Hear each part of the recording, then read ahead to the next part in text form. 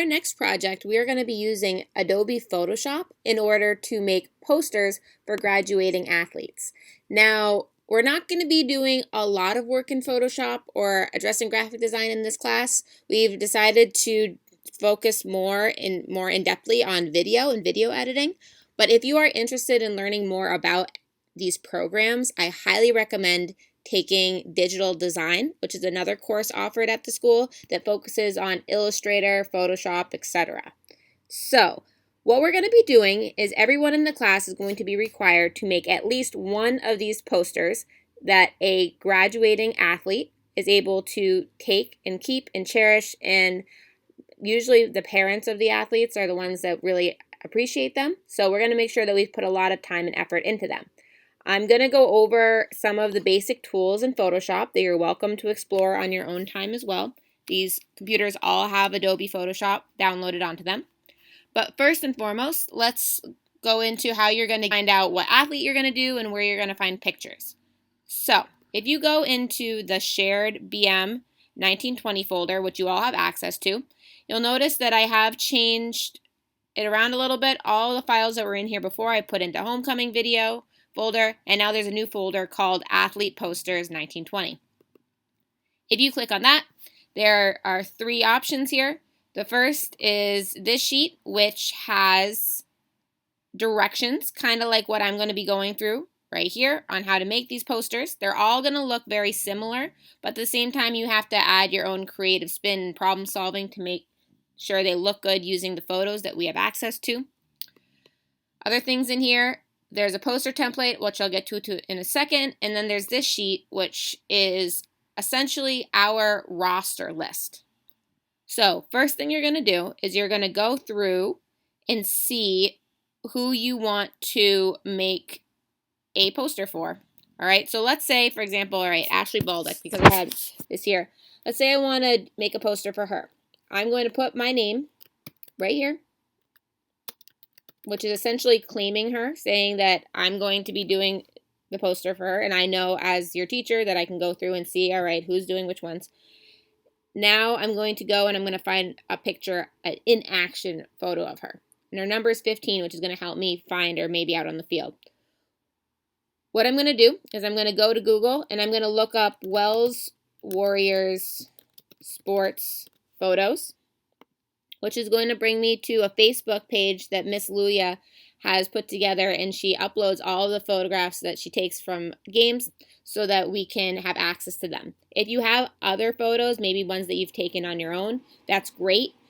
Feel free to use anything that applies within the last year or so for their sports career. So if I go to photos, it's a lot easier to find what you're looking for if you go to see all, which will then bring us to different albums. So I want field hockey. Oh, here's field hockey. I want to make sure that I go through all the possible albums to see if I can get the best picture possible. I want good quality. I want a flattering pose, for anyone who's running. If you're running around, sometimes there's good angles and sometimes there's not so good angles. We want one that's going to look pretty elegant. So I think if I go down through, I looked through these earlier. If I were you and I was just learning about it, I would click on one and I would probably start to go through and try to track down any images of your person. But I think I know that I want to go back to one of these because I see these are all Ashley. Maybe that one.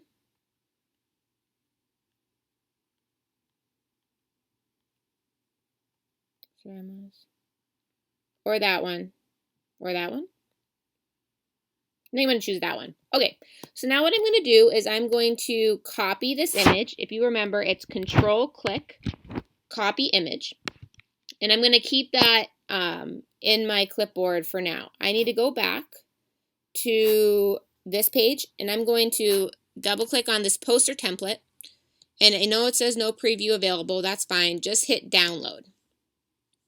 Download anyways. It's a very large file. And then down here, notice, guys, that I'm in Chrome. If I was in Safari, this probably wouldn't be working for me. So if it's not downloading, check, are you in Chrome?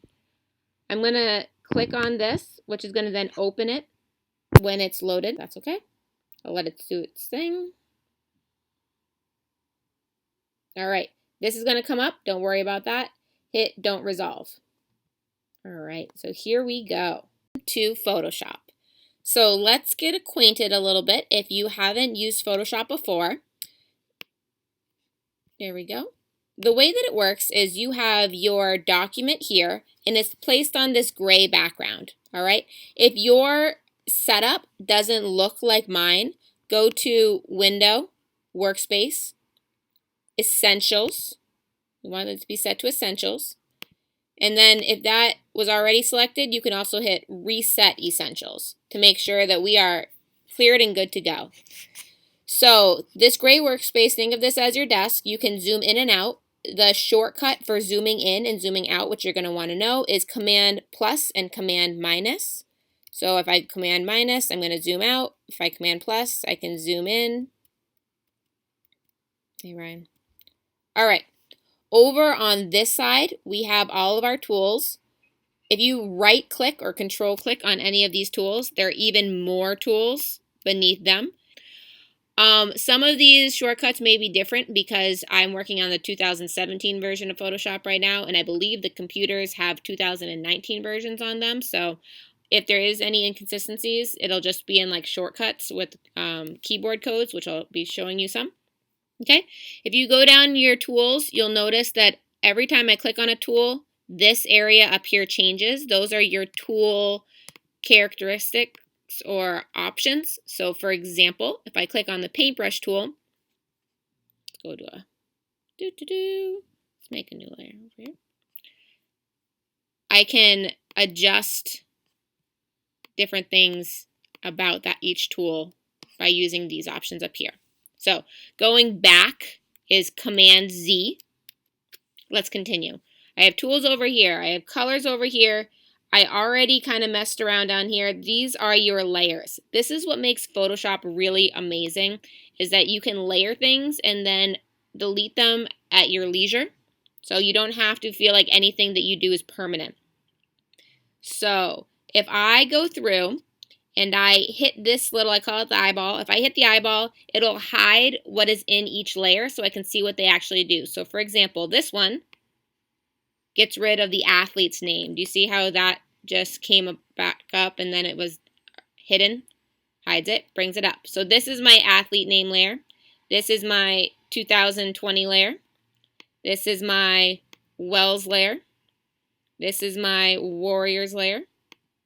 This is my action shot layer. Every poster needs to have all of these components: an action shot, the number of the athlete, and then also a portrait in the back. And we'll talk about finding those soon. But usually I think it's a good idea to start with your action shot. Okay? So we've gone over layers. We've gone over tools over here, which you're please explore at your leisure. Up here at the top, we have more options. You have your classic file, save, edit, paste, copy, and a lot of other options to do. So let's continue. So I had copied a image. So I'm just going to hit Command V on my keyboard, which is going to paste the image right here. Now, if I wanted to move this around, I need to go over and click on my Move tool, which is this tool. So I can now click this and drag it. Notice how a new layer was created. The other way that layers work is that whatever is on top of the stack here is the furthest in front. So if I drag this layer down below, let's say the other action shot layer, you'll notice then it's behind. See, this is the action shot, this is the new action shot. Whatever is on top is what you see. All right. First step to making this is to cut your person out from its background. Right now, she's a little small, so I'm going to stretch it to make it larger. With the layer selected, if this layer was selected, anything I did would happen to him. I want to make sure, since I'm working with this picture, that I select that layer. I'm going to hit the shortcut Command T. Okay, this means free transform. This gives me my bounding boxes. Now if I grab the corner, I should be able to stretch it. Now depending on your program, you may also need to hit Shift to make sure that it stays consistent. If your picture, when you go to stretch it, starts doing things like this, stop. Okay, hit Command Z. Don't do that. We don't want to obscure anyone's proportions. We want to keep it consistent. Just make it a little larger. We're good to go. Okay? So, I know it looks really pixely. That's because it hasn't been set yet. Once I hit Enter, it evens everything out. So now I want to go in and I want to erase out all the grass. So I'm going to hit Command plus to zoom in really, really, really close. Okay? Now, there's a couple ways to erase, and honestly, the easiest way I find is to actually use our eraser tool, which is this. It's not this one with the scissors or this one with the stars. It's the plain eraser tool. And you'll notice that it is a circle, and if I go up and down, it will start to erase out the grass. And it's coming up red because the image behind the grass is red. Now, up here with my options, I can change the size of how big this is. Another way to do that, a shortcut, is to use the bracket keys. If I hit the left bracket or the right bracket, it'll change your size. You also, because your photograph is pixely, want to make sure that you have your hardness at the correct level. If it's too soft, it's going to have a really feathered look, which isn't going to look nice as you go through. Also, if it's all the way set to 100, then it's going to look kind of jittery. And it's not going to look realistic. You want to hide the fact that you were in here photoshopping, quote unquote. Usually a good place to be at is around 60% because it's a little soft, but it's not too soft. All right, so what I'm going to do is I'm going to focus on just erasing up the sides here. I don't want to go too far. Every once in a while, I'm going to let go of my mouse so that I can, if I make a mistake, like, oh no, I've gone too far, I can just hit Command Z and it'll take me back a step. If I do the whole person in one go, then I'll have to start all over if I make a mistake right at the end. So I'm going to go and I'm going to start erasing. Now, you don't want to cut into anybody like that. That's not okay. That's going to be noticeable. You want to try to stay really true to form. But there are some details that you may need to get rid of, like these little wispy hairs I don't really need. I'm going to get a little smaller so I can go in there closer. Notice I'm not worrying about the rest of the background out here. I'm trying to get it look realistic. Okay, there we go. Hair is often the hardest part because it's so wispy and there's so many details. I found it's easiest to just kind of take it on as one mass. So don't try to cut out every individual little hair. Like over here, I might just go in like that. All right, so I'm going to keep cutting and I'll be back in just a minute. Alright, so I'm getting there, but I just have a couple more places around here that I need to erase. So sometimes, and you'll notice I've done most of the body here. If I go back to my move tool so I can kind of move it around, you'll see what I've cut out. Sometimes you have a straight edge, like in this field hockey stick, where it's hard to get your angle straight just by doing it by hand and you need another tool. So another tool I'm going to show you is the polygonal lasso tool. It's this one right here. If either of these two are showing up, you want to click on the one that has the pointy edges. This is a selection tool, zooming in, Command plus, that allows you to make straight lines. So if I click here, I can drag it as far as I need to. Let's go like here, and then here, and then here. And kind of go around and then I go back, come back to the place you started. It'll create this blinking selected area. All I have to hit is delete on my keyboard, and it's gone. In order to get rid of this blinking selected area, you have to hit Command D, which is the shortcut for deselect. Now, this works really good for straight edges, like I said, but the reason why we don't use it for the entire image is see how sharp this edge is? It doesn't look realistic. A way to fix that is to go down to this tool. It looks like a little white drop of water. You right click, it might be either of these. This is the blur tool. Click on that, and then you can kind of go over and blur out your edges. So I'm going to, real quick, select some more of these straight angles.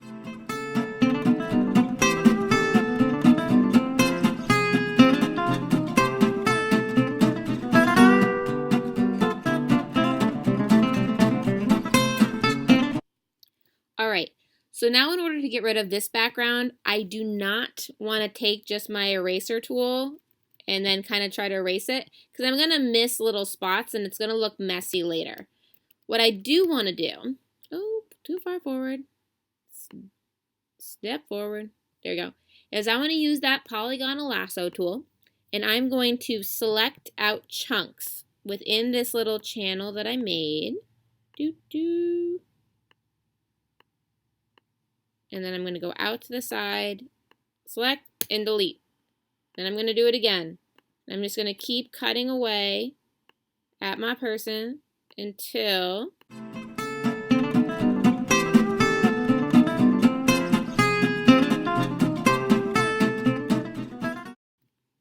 all right, here we go.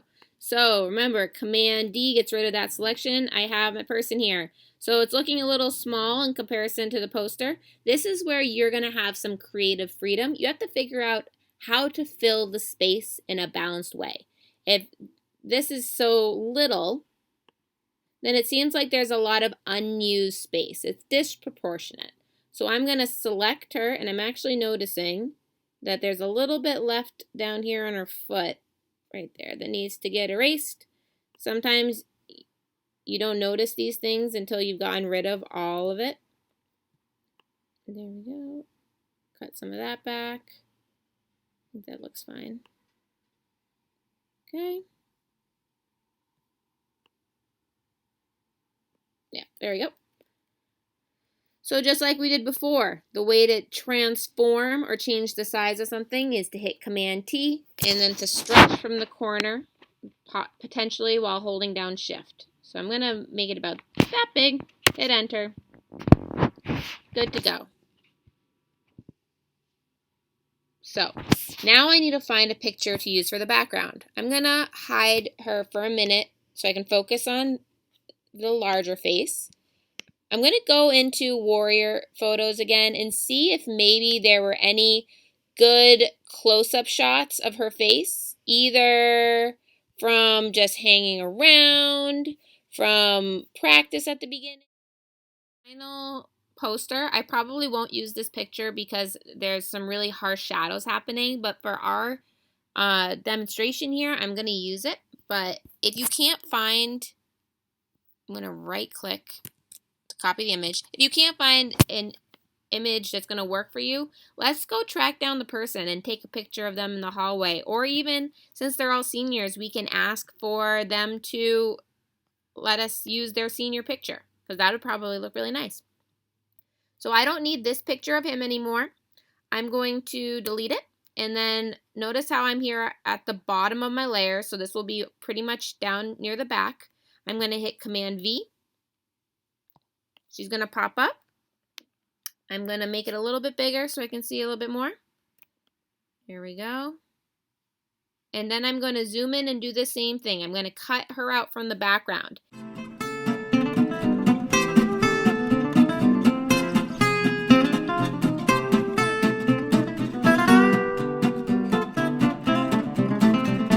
Bit. There we go. All right. Now, we need to make her head bigger. And then we also need to change the coloring. So I'm going to leave the green because I don't think I'm going to make it so we can see that. I'm going to make her very, very large so that you don't want her eyes to be cut off by the words. You want maybe that to be just about there. Even bigger. Notice how I can drag below the screen. There we go. Hit enter.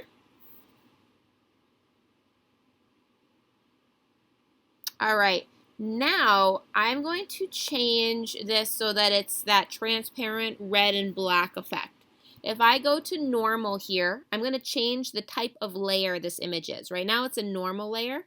I want it to be, and I'm going to check these to see which one looks the best. Maybe a multiply layer, okay? Maybe a linear burn. Nah, too dark. Sometimes if the images are light, that helps. Color burn, nah. I think screen? Definitely not.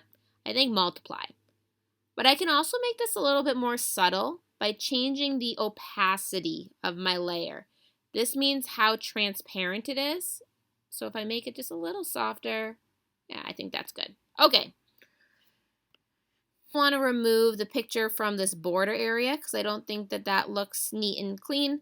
I'm going to make sure I have her headshot layer selected. Instead of the polygonal lasso tool, I'm going to take this one, which is my rectangular marquee tool. It's a selection tool. I'm going to click and drag until I'm just up to that edge. Delete. Click and drag. Delete. And then on the bottom, delete. All right, we're almost there. Got to go back up, find, oh, nope, that's Ryan. Let's delete that so it's not confusing. There we go, there she is. All right, so I don't want her to block her own face. I want to kind of bring her down here. Now, depending on the image that you use, you can change where this number goes. So notice I have my selection tool selected. I'm going to grab it, and I think I'm going to, for this one, put it down in this area because I see a lot of open space down here. All right. To change this number sign, I'm going to double click on the T, which means text layer, which you'll see will highlight. I'm now going to type in 15. I can now move this to change its placement. If I wanted to change the side, Command T, stretch it, make it big, make it not so big. It's up to you. Usually want it to kind of like overlap behind what's going on, but not take away from the image. Maybe like right there. Okay. Now I just need to put in her name. Make sure that you are spelling the names correctly. Go back into this list. These should be right. I'm going to just copy it. Go back in. Name. Double click. Control or Command V to paste. Ashley Baldock. If their names are long, you may have to shrink it to make it a little smaller.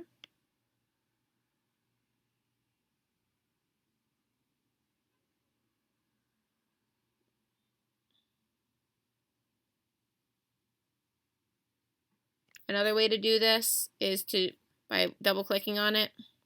Let's hit enter first. Double clicking on it up here. It's brush script standard.